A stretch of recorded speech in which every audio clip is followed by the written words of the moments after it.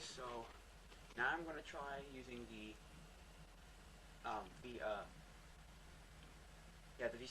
VHS camera with the built-in mic on the top. So the thing with this though is there's like something wrong with the picture. I'm not 100% sure what's wrong with it, but there's like a red line on it. So yeah. I was trying to get my Videonics video title maker working. Good gosh, it doesn't work. It does. It's really long and tedious and boring. Like, I tried getting it working. Oh god, this is.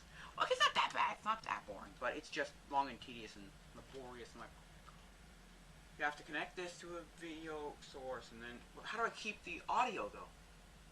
I didn't know how to keep the audio, and it's hard, but that's just what I would do.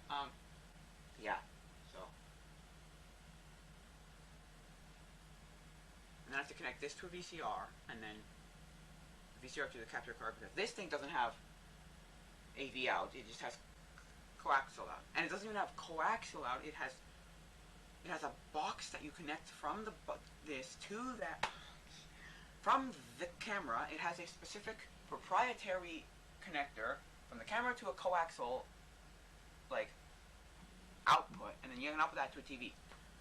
So I do that through this, like through the VCR, because I just go take a tape out, VCR to that, to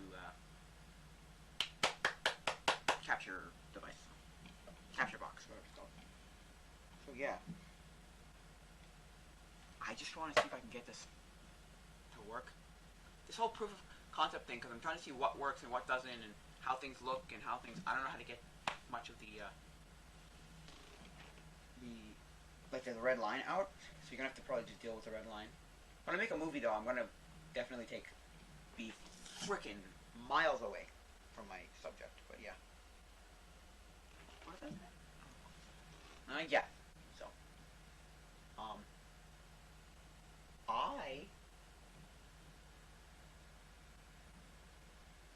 was I just looked at this Yu-Gi-Oh card. I remember a story about this Yu-Gi-Oh card here. Mega Rock Dragon. This card cannot be normally summoned or set.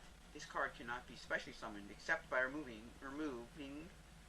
from play a rock monster in your graveyard. The original attack defense of this monster becomes the number of rock type monsters you removed from play when you specially summon this card, times 700 points. My cousin? No, I think that would be my cousin. It's my... Yeah, I think it's my cousin. My dad's brother's kids? Yeah, my cousin. That would be my cousin, right? Yeah, okay. Anyway, I'm not sure though. Remember he told me, he was just like, this card can be whatever you want it to be. This one card here can destroy your whole deck. Or no, half a deck. Half a deck. And I just blindly believed him. Because I was like, what? 8? 7 maybe?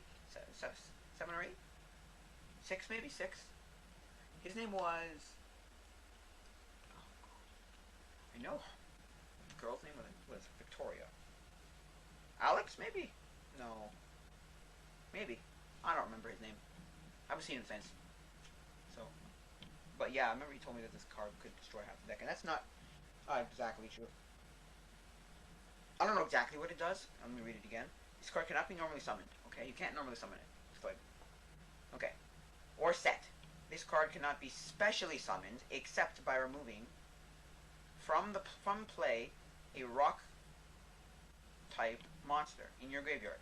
The original attack and defense of this card becomes the number of the rock monster you remove. Oh, I see. Oh, I get it. Okay, you have a rock monster. You have your rock monster in play. What did it say here? You remove from play rock monster in your graveyard. You put it in your graveyard, you kill it. The original attack and defense of this card becomes the number of the rock monster that you just removed. Makes sense. Rock type monster removed. when you special summon this card. Oh. So it's that times 700. Wait. So attack and defense. Wait. Monster you remove from play when you special summon this card times. Yeah. Okay. Wow. Okay, that's a pretty good card there. Yeah. Sorry, I just moved over. Yeah. That's that.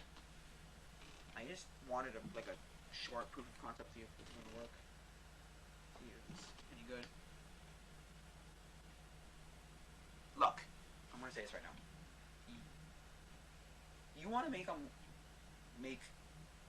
video content in any kind of way. The later you're born, the better you are. Because if you want to watch something like, if you want to know how hard it was back in the day to make videos and edit them and all, watch on Cinemassacre. Watch James Ralph's video. It was Cinemassacre 200, the 200th video.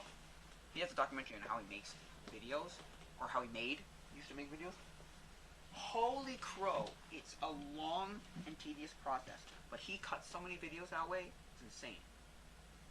But yeah, I would never want to do that. I just did this with this Videonics title maker, and I spent like, what, an hour, 45 minutes maybe?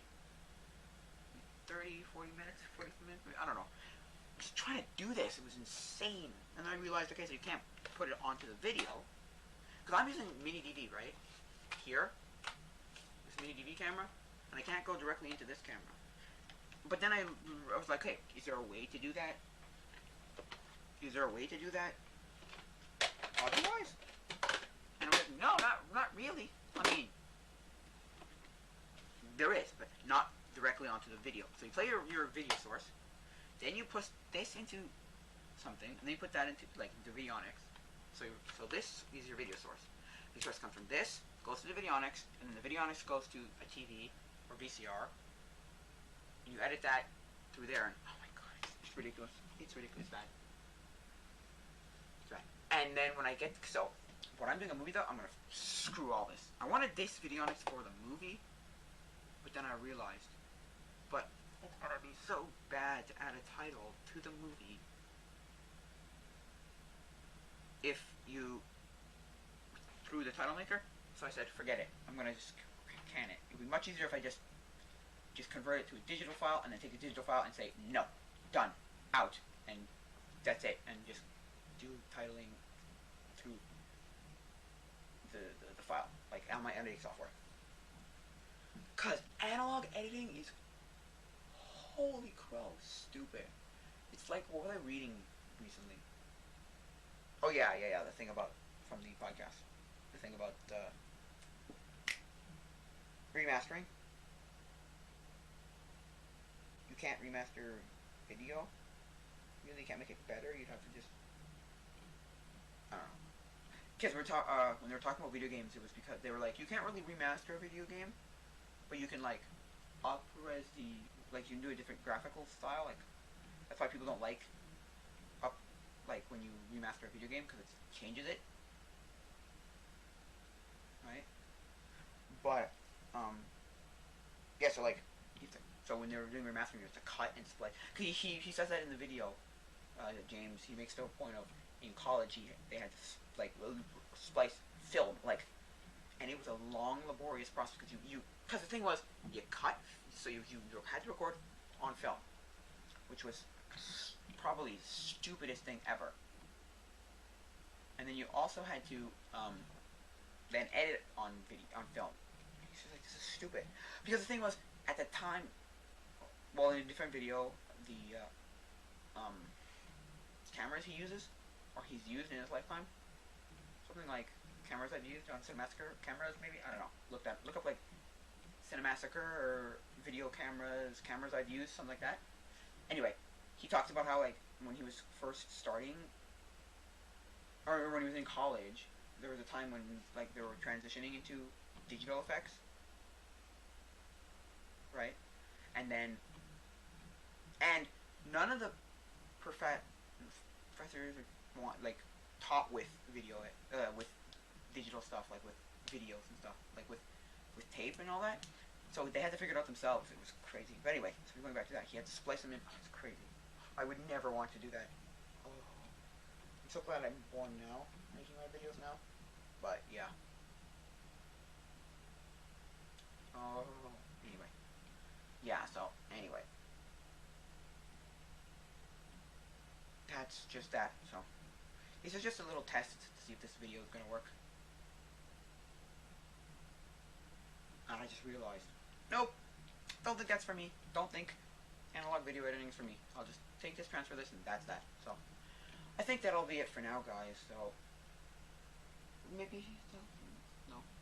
I think that'll be it for now, guys. So, adios, mi amigos.